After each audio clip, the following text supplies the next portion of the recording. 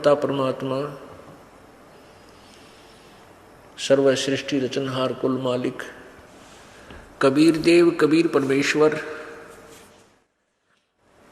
अपनी प्यारी आत्माओं को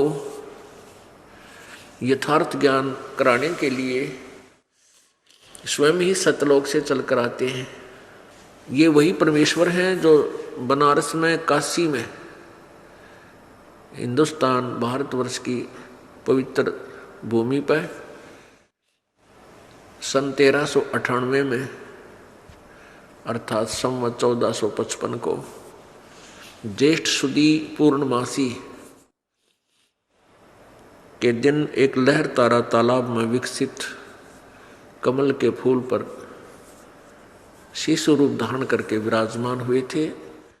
अपने सतलोक से चलकर आए थे। 120 वर्ष तक वो परमात्मा यहाँ रहे इस धरातल पर और यहीं से सर्व ब्रह्मांडों का कंट्रोल भी करते रहे। और यहाँ एक तत्वदर्शी संत की भूमिका भी उन्होंने की, यथार्थ ज्ञान प्रचार किया। उस समय पूरा मानव समाज काल प्रेरणा से, शास्त्र विरुद्ध ज्ञान से परिपूर्ण होता है। तब परमात्मा आते हैं, अपने तत्व ज्ञान से उस अज्ञान रूप अंधकार को हटाते हैं। परमपिता परमात्मा हमें याद दिलाते हैं कि तुम्हें मानव शरीर आत्म कल्याण के लिए प्राप्त हुआ है। परमेश्वर बताते हैं कि मानुष जन्म पाकर जो नहीं रटे हरि नाम, भाई जैसे कुआं जल बिना फिर बनवाया किस काम। अब जैसे जिस कुएं के अंदर जल नहीं है और वो कितना सुंदर बना रखा है, चाहे पक्का भी कर रखा है, उसको कंस्ट्रक्शन भी कर रखी है, बढ़िया प्लास्टर कर रखा है, यदि उसमें जल नहीं है उसका नाम कूप अवश्य है, लेकिन गुण कूप के नहीं है। इसी प्रकार जो मनुष्य शरीर पाकर के परमात्मा की भक्ति नहीं कर रहे, उनका नाम मनुष्य अवश्य है, लेकिन आकार मनुष्य जैसा है, लेकिन कर्म मनुष्य के नहीं है। क्योंकि मनुष्य का प्रथम कर्तव्य है परमात्मा की भक्ति करना, आत्म कल्याण करवाना। इस परमात्मा की भक्ति पर जब ये इंसान लगता है तो इसके अंदर शिष्टाचार, सदाचार, विनम्रता, विकार रहित ये होना पड़ता है, अन्यथा भक्ति नहीं चलेगी। तो इस भक्ति से, परमात्मा की यथार्थ साधना से ही ये मानव इंसान के गुणों युक्त होता है। अन्यथा जो भी परमात्मा की भक्ति ना कर रहे, बाकी जो कर्म है, शेष कर्म अन्य प्राणियों जैसे ही मनुष्य भी करता है। संतानो उत्पत्ति, उनमें मोह ममता, फिर उनके ही पालन पोषण के चक्कर में सारा जीवन व्यर्थ कर देना। ये तो पशु पक्षी भी करते हैं, प्रत्येक प्राणी कर रहा है। यदि मनुष्य का काम भी इतना ही होता तो मानव शरीर परमात्मा नहीं देता। 84 लाख प्रकार की योनियां प्राणी बना रखे हैं, एक और बना देता और स्वरूप बना देता, उसको क्या देर लगती। मनुष्य शरीर इसलिए दिया है कि इसमें परमात्मा ने हमें बुद्धि दी है कि हम प्राकृतिक आपदाओं से बचने के लिए एक हट बना सकते हैं, झोंपड़ी डाल सकते हैं। उसको चाहे हट को आप पक्की ईंटों से बना लो, चाहे पत्थर से बना लो, और चाहे शेड डाल लो टीन का, या वैसे घास फूस की बना लो। उन सभी का कार्य है प्राकृतिक आपदाओं से बचना। जैसे आंधी आ गई, ओले गिर गए, एकदम वर्षा आ जाती है, धूप अधिक होती है, सर्दी ज़्यादा होती है, तो हम इन आपदाओं के कारण व्यवस्थित नहीं रह सकते। और यदि हमने झोंपड़ी बना डाल रखी है या मकान बना रखा है, तो उसमें हम इन आपदाओं से बच सकते हैं। हमारे कपड़े ना भीजें, आटा खराब ना होए, लकड़ी ना गिल्ली होए जिससे हम खाना डेली बनाते हैं। इस उद्देश्य से मनुष्य ने ये मकान बनाने शुरू किए थे और इतनी ही आवश्यकता है इनकी। अब हम अज्ञानता के अंदर इतने जो है ना पहुंच गए हैं कि हमने मकान बनाने की ही दौड़ लगा दी। इसी तरफ हमारा पूरा समय डाइवर्ट हो गया।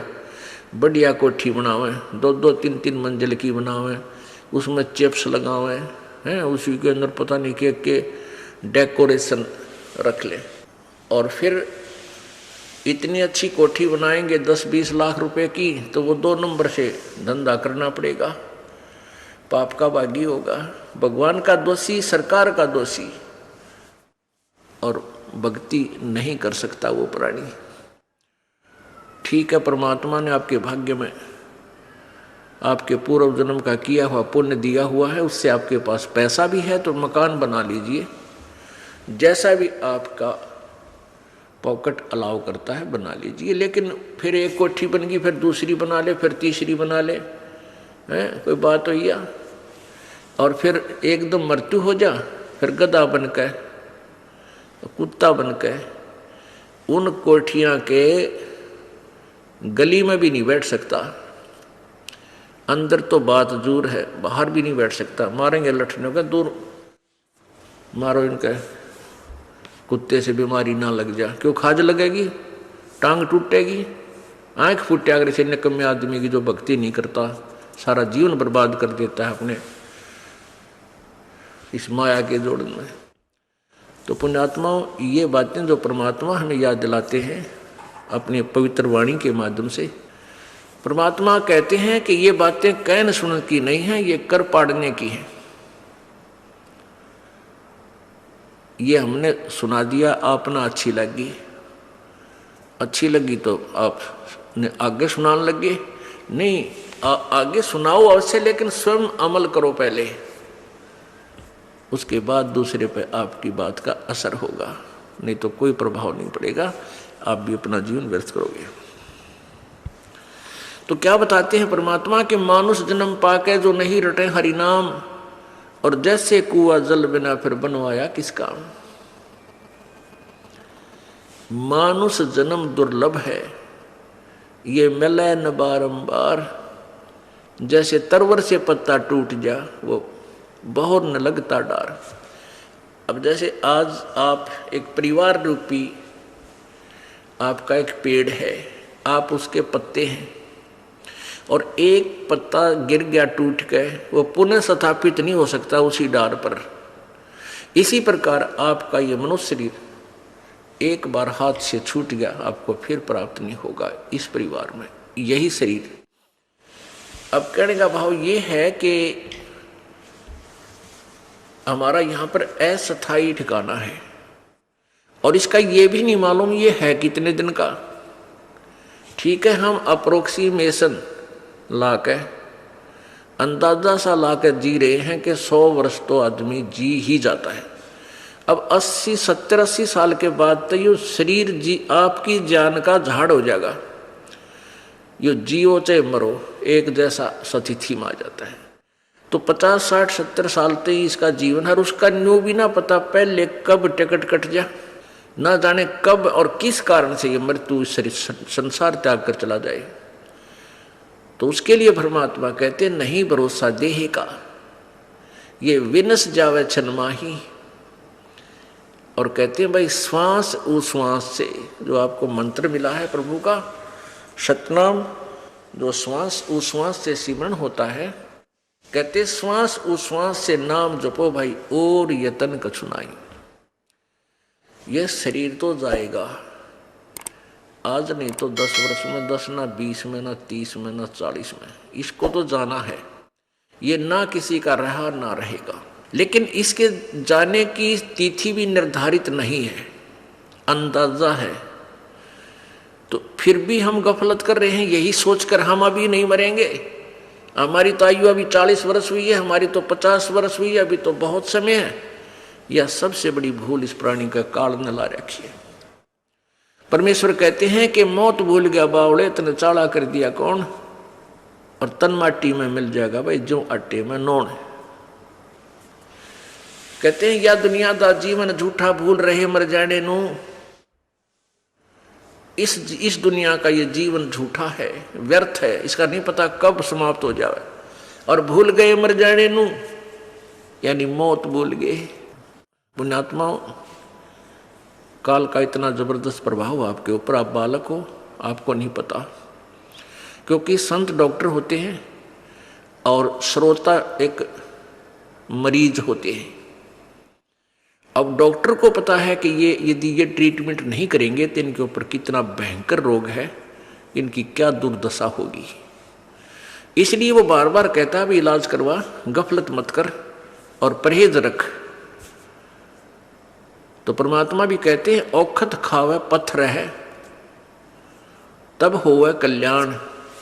औखत खावे यानी दवाई ले, परमात्मा के सच्चे नाम रूपी ये औषधि खावे, और फिर पत्थर है, पथ माने परहेज रख है, तब तेरा कल्याण होगा। परमेश्वर हमें बार बार याद दिलाते हैं कि भाई, फिर परमात्मा ये भी हमें साथ साथ एक और बताना चाहते हैं कि कबीरा ये तन जाएगा और सकै तो ठाहर ला, या एक सेवा कर संत की और गोविंद के गुण गा।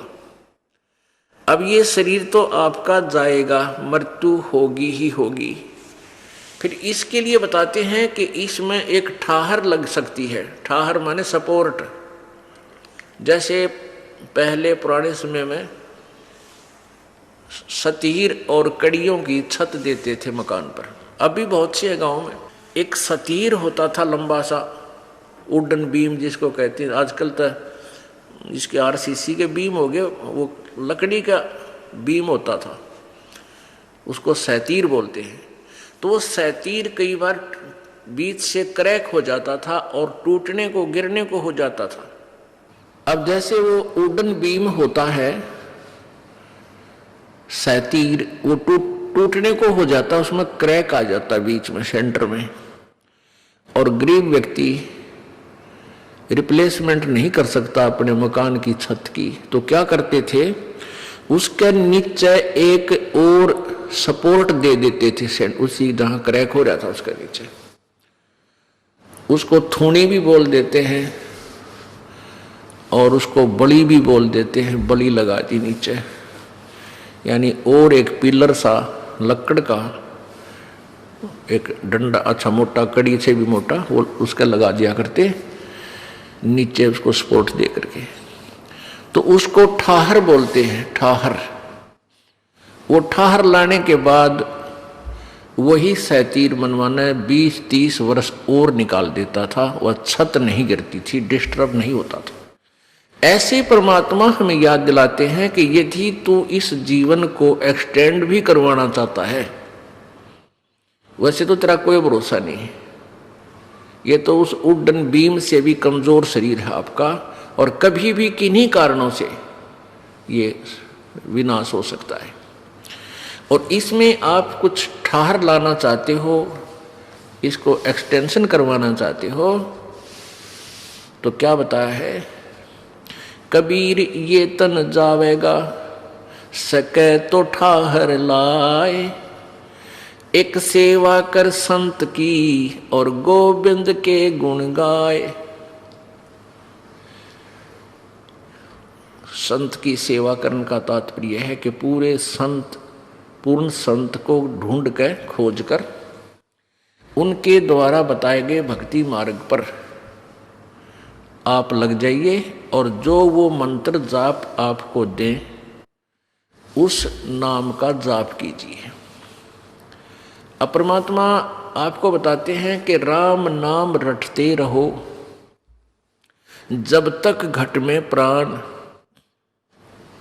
और कदे तो दीन दयाल के भनक पड़ेगी कान। अंतिम श्वास तक, जब तक तेरे शरीर में श्वास है तब तक तूने इस भक्ति का स्मरण, इस नाम का सिमरण करते रहना होगा। और कहते हैं फिर कदे तो दीनदयाल के भनक पड़ेगी कान। परमात्मा कहते हैं कल्पे कारण कौन है, कर सेवा निकाम, और मन इच्छा फल देऊंगा जो पड़े मेरे ते काम। अब परमात्मा कहते हैं तू कल्पना छोड़ दे और जो हम मार्ग तुझे बता रहे इस अनुसार तू भक्ति करता रहे, और फिर तुझे जब मेरे से काम पड़ेगा, यानी परमात्मा सतर का जब आपका कार्य होगा, फिर देखना मैं तेरी कैसे रक्षा करता हूं। अब हम अनजानपने में हम घने बोले हैं और हम काल के द्वारा घने सताए गए हैं। हम क्या समझते हैं,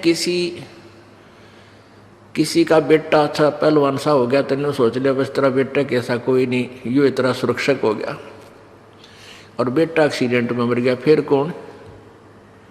तो हमारी ये कुतरुआ कैसी सोच है। हम भगवान उस सतर पर नहीं आते जहाँ भगवान हमें लाना चाहता है। कोई मुख्यमंत्री, मंत्री, प्रधानमंत्री ने की आड़ लेकर पता नहीं क्यों बने बैठे हैं, कितने आदमियों ने सता दिए हैं, और कल न उस मुख्यमंत्री प्रधानमंत्री की टिकट कटगी कितना अचानक, कभी भी मर सकता है, ये तो मिट्टी का महल है सबका। फिर कित बाढ़ में जाएगा। भगत कह रहा था, हमारा रिश्तेदार था, और वो संजय गांधी का घना निकट था, उसकी आड़ में, और उसकी माता जी का राज था, श्रीमती इंदिरा गांधी जी का। उस संजय गांधी की आड़ में उसने ना जाने कितने आदमी सता रखे थे, और फिर वो संजय गांधी अचानक दुर्घटना में मर गया। वो 6 महीने तक घर से बाहर नहीं निकला, तन बाहर जानते मारे माए टट्टी करे घर में, माए रह सूख का काटा हो गया। तो ये नकली सारे पकड़ के बैठ जाते हम। पीछे एक मुख्यमंत्री जी की, अभी आंध्र प्रदेश के मुख्यमंत्री जी की दुर्घटना में मृत्यु होगी। अब आंध्र प्रदेश के मुख्यमंत्री थे, हेलीकॉप्टर से दुर्घटनाग्रस्त हो मृत्यु को प्राप्त हुए।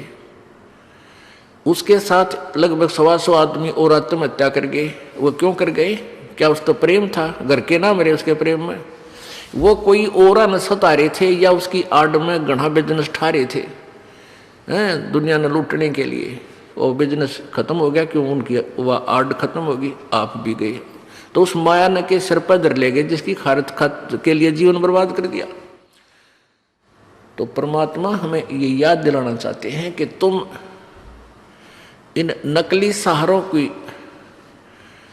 आड़ में और अपने आप को सुरक्षित मान बैठते हो।